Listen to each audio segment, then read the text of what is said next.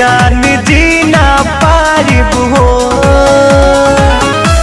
तोहरा जुदाई में हम रो रो के मर जारिब हो।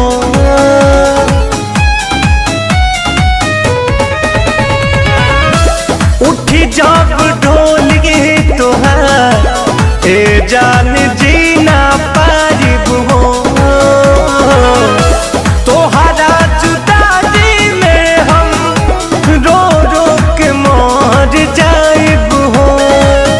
जब दोबारा पे लगी बरियतिया आखिरी हो ये मोर रतिया मुँह देखब ना फरौरी के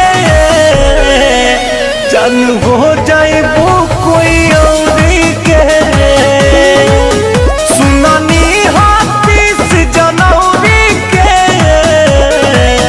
जन हो जाइबो कोई और के। सो हेलो फ्रेंड्स, कैसा लगा मेरा वीडियो? उम्मीद करता हूँ आप लोगों को वीडियो बहुत ही पसंद आया होगा। अगर वीडियो अच्छा लगा हो तो प्लीज लाइक करो और यार कमेंट करके बताओ वीडियो कैसा लगा और बहुत अच्छा कमेंट कर लो। आपके कमेंट पे हमेशा हार्ट में देता रहूंगा और यार चैनल को जरूर सब्सक्राइब करो, सबके बाद बेल आइकन करो जिससे हमारे लेटेस्ट वीडियो का नोटिफिकेशन अब तक ऐसे ही पहुंचता रहे। और यार सपोर्ट करो, अपने भाई लोग को बहुत मेहनत लगती है वीडियो बनाने में, तो यार सपोर्ट करते रहो। मिलते हैं नेक्स्ट वीडियो में, तब तक के लिए थैंक्स फॉर वॉचिंग।